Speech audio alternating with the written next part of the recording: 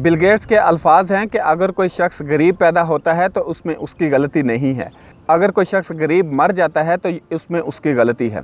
मैं हूं सुहेल अमजद। आज हम देखेंगे कि बिल गेट्स ने अपनी ज़िंदगी का सफ़र कहां से स्टार्ट किया और किस तरह वो दुनिया के अमीर तरीन शख्स बने। बिल गेट्स 28 अक्टूबर 1955 को अमेरिका के शहर वाशिंगटन में सियाटल के मुकाम पर पैदा हुए। बिल गेट्स का असल नाम विलियम हेनरी गेट्स थर्ड है और उनके वालिद का नाम विलियम हेनरी गेट्स सेकंड है। वालदा का नाम मैरी मैक्सवेल गेट है। बिल गेट्स के वालिद बाय प्रोफेशन एक बड़े प्रोमिनेंट और वेल रेप्यूटेड लॉयर थे और उनकी वालदा एक एजुकेशन डिपार्टमेंट में लीडिंग पोजीशन पर ड्यूटी सर अंजाम दे रही थी। बिल गेट्स 3 बहन भाई हैं। बिल गेट्स के वालिदैन चाहते थे कि बिल गेट्स पढ़ लिख कर लॉयर बने और अपने वालिद के पेशे को ही आगे लेकर चले। बिल गेट्स का इंटरेस्ट और पैशन कंप्यूटर था। बिल गेट्स की वालदा ने बिल गेट्स को इब्तदाई तालीम हासिल करने के लिए सियाटल के एक स्कूल लेक साइड में एडमिट करवा दिया। बिल गेट्स उसी स्कूल में ज़ेरे तालीम था कि शटल नाम की कंपनी ने इस स्कूल को कुछ कंप्यूटर डोनेट किए ताकि लेक साइड स्कूल के बच्चे कंप्यूटर की तालीम हासिल कर सकें। बिल गेट्स ने कंप्यूटर की क्लासेस अटेंड करना स्टार्ट कर दी। बिल गेट्स जब क्लासेस अटेंड कर रहा था तो उसकी दोस्ती एक पॉल एलन नाम लड़के के साथ हो गई जो बिल गेट्स से 2 साल उम्र में बड़ा था। 1969 में इंसान ने चांद पर पहला कदम रखा और इंसान के चांद पर कदम रखने में कंप्यूटर का बहुत अहम रोल था। जब इस आर्टिकल को बिल गेट्स ने पढ़ा तो बिल गेट्स और ज़्यादा कंप्यूटर में इंटरेस्टेड हो गया। 1970 में बिल गेट्स और पॉल एलन ने मिलकर एक कंप्यूटर प्रोग्राम बनाया जिसे सियाटल की मुकामी ट्रैफिक मैनेजमेंट कंपनी को $20,000 में सेल किया। 1972 में बिल गेट्स और पॉल एलन मिलकर माइक्रोसॉफ्ट कंपनी की बुनियाद रखना चाहते थे, लेकिन पेरेंट्स ने मना कर दिया कि आपकी उम्र कम है, आपको पहले एजुकेशन कंप्लीट कर लेनी चाहिए। पेरेंट्स के प्रेशर से बिल गेट्स ने हार्वर्ड यूनिवर्सिटी में लॉ में बैचलर करने के लिए एडमिशन ले लिया, लेकिन वो ज़्यादातर टाइम कंप्यूटर क्लासेस में ही स्पेंड करता था, जिस वजह से वो हार्वर्ड यूनिवर्सिटी से ड्रॉप आउट हो गया। एक दिन पॉल एलन एक मैगज़ीन लेकर बिल गेट्स के पास आया जिसके फ्रंट पेज पर मिनी कंप्यूटर के बारे में लिखा गया था कि एक शख्स मिनी कंप्यूटर बना रहा है और वो एक ऐसे शख्स की तलाश कर रहा है जो इस मिनी कंप्यूटर के लिए ऑपरेटिंग सिस्टम बनाए। बिल गेट्स और पॉल एलन इस बात को जानते थे कि अगर मिनी कंप्यूटर बन जाता है तो ये हर इंसान के लिए बहुत बेहतर साबित होगा, हर इंसान इसको ले सकता है और अपनी ज़िंदगी को आसान बना सकता है। बिल गेट्स और पॉल एलन ये भी जानते थे कि अगर वो इस सिस्टम के लिए ऑपरेटिंग सिस्टम बना लेते हैं तो ये उनकी किस्मत बदल देगा। और पॉल एलन और बिल गेट्स ने मिलकर उस मिनी कंप्यूटर के लिए ऑपरेटिंग सिस्टम बनाना स्टार्ट कर दिया। 1975 में जब इस ऑपरेटिंग सिस्टम को इस मिनी कंप्यूटर के अंदर इंस्टॉल किया गया तो कामयाब रहा और ये बिल गेट्स और पॉल एलन की ज़िंदगी का अहम दिन था। इसके बाद बिल गेट्स और पॉल एलन ने कंप्यूटर की दुनिया में एक इनकलाब बर्पा कर दिया। 1975 में बिल गेट्स और पॉल एलन ने मिलकर माइक्रोसॉफ्ट कॉरपोरेशन की बुनियाद रखी।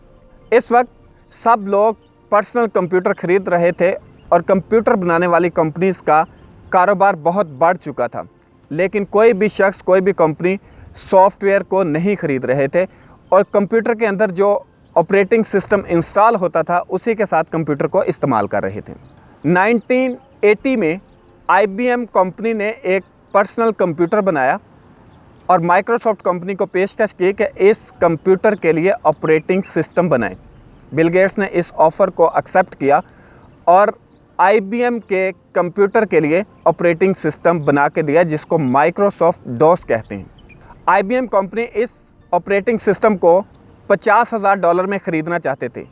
बिल गेट्स ने इस ऑफ़र को कबूल नहीं किया। बिल गेट्स ने डील इस तरह की कि जिस भी कंप्यूटर के अंदर ऑपरेटिंग सिस्टम इंस्टॉल करोगे उसकी लाइसेंसिंग फ़ीस माइक्रोसॉफ्ट कंपनी को पे करना होगी।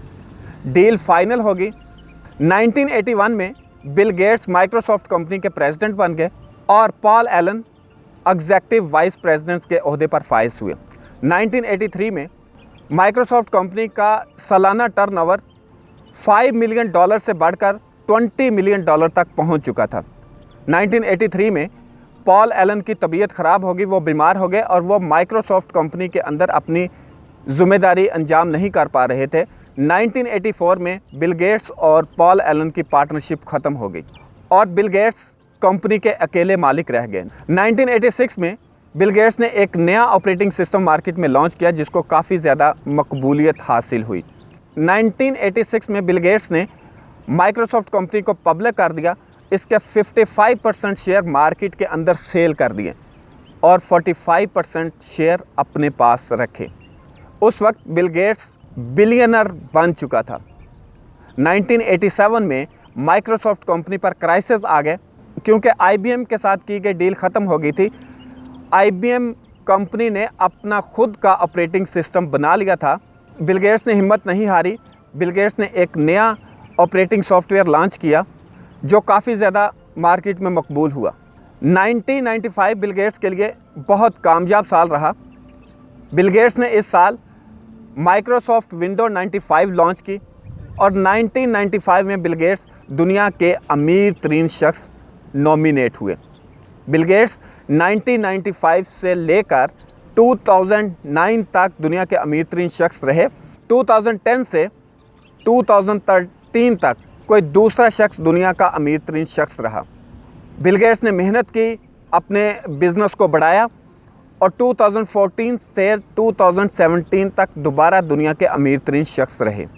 अक्टूबर 2017 में अमेज़न के फाउंडर जेफ बेजोस ने बिल गेट्स को पीछे छोड़ दिया और पहली पोजीशन हासिल कर ली।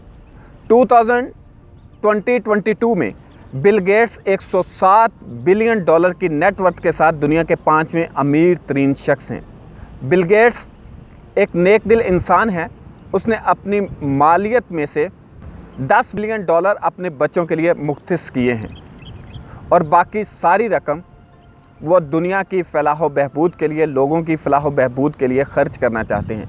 बिल गेट्स का कहना है कि मैं जब इस दुनिया में आया था तो मेरे पास कुछ नहीं था, मैंने इस दुनिया से सीखा है, इस दुनिया से कमाया है और इस दुनिया को ही वापस करके जाऊंगा। बिल गेट्स की एक फाउंडेशन है जिसे bill and Melinda Gates foundation कहा जाता है। इस फाउंडेशन का पर्पस साइंटिफिक रिसर्च ऑर्गेनाइजेशन और चैरिटेबल ऑर्गेनाइजेशन को फंडिंग करना है ताकि बनी नौ इंसान की भलाई के लिए काम हो सके। ये थे बिल गेट्स की लाइफ, किस तरह उसने अपनी ज़िंदगी का स्टार्ट किया और किस तरह वो दुनिया के अमीर तरीन शख्स रहे। बिल गेट्स की लाइफ से हम सीखते हैं कि हमें अपने माजी को कभी भी नहीं भूलना चाहिए, अपनी रूट के साथ हमेशा जुड़े रहना चाहिए, क्योंकि अगर हम अपनी रूट्स के साथ जुड़े रहेंगे तो हम मजबूत रहेंगे। बिल गेट्स की ज़िंदगी से हम सीखते हैं कि अगर हम अपने पैशन को अपना प्रोफेशन बना लेंगे तो काम करते वक्त हम इंजॉय करेंगे। काम करते वक्त कभी भी हम थकेंगे नहीं, कभी भी हम उकताएंगे नहीं, बल्कि जब हम काम करेंगे तो हम उस काम को इंजॉय करेंगे। बिल गेट्स की ज़िंदगी से हम सीखते हैं कि ज़िंदगी में जो शख्स नामुमकिन में मुमकिन तलाश करना जानता है वो कभी भी स्टक नहीं होता, वो कामयाब होके रहता है और वह दुनिया की भीड़ में सबसे अलग नज़र आता है और कामयाबी उसका मुकद्दर बन जाती है। बिल गेट्स की ज़िंदगी से हम सीखते हैं कि अगर हम अपनी ज़िंदगी में कोई गोल सेट कर लेते हैं तो उस गोल की अचीवमेंट के लिए हमें डेडिकेटेड और फोकस्ड रहना बहुत ज़रूरी है और जो प्रोसेस हम उस गोल को अचीव करने के लिए अडॉप्ट करते हैं उस प्रोसेस के अंदर हमें फ्लेक्सिबल रहना चाहिए। मीन्स कि अगर हमने एक गोल सेट किया, उसके लिए एक प्लान बनाया, वो प्लान फेल हो गया तो हमें प्लान बी के साथ उस गोल को अचीव करना चाहिए, ना कि हमें क्विट कर जाना चाहिए। बिल गेट्स की ज़िंदगी से हम सीखते हैं कि इंसान को रीअरेंज करना, री इंजीनियरिंग करना, रिकंस्ट्रक्ट करना, रीस्टार्ट करना आना चाहिए, क्योंकि ज़िंदगी के अंदर बहुत सारे ऐसे वाक़यात होते हैं जिस जगह पर इंसान टूट जाता है। जब इंसान टूट जाता है तो वो स्क्रैप बन जाता है, उसकी कोई वैल्यू नहीं रहती। अगर इंसान को रीअरेंज करना आता है, रिकंस्ट्रक्ट करना आता है, रीस्टार्ट करना आता है तो अपनी ज़िंदगी का सफ़र दोबारा स्टार्ट कर सकता है और कामयाबी हासिल कर सकता है। बिल गेट्स कहते हैं कि किसी के साथ मुकाबला नहीं करो, क्योंकि जब आप किसी के साथ मुकाबला करते हो तो आप अपने आप को डी वैल्यू करते हो। बिल गेट्स कहते हैं कि ज़िंदगी में कामयाबी को सेलिब्रेट करो, लेकिन नाकामी से सीखे गए लेसन को कभी मत भूलो। बिल गेट्स कहते हैं कि अगर आप ज़िंदगी में अच्छा नहीं बना सकते तो कम से कम ऐसा ज़रूर बना दो कि अच्छा लगे। बिल गेट्स कहते हैं कि अगर आपको मार्केट के अंदर स्टेबल रहना है तो आपको कंटिन्यू अपने आप को और अपनी प्रोडक्ट को अपग्रेड रखना होगा।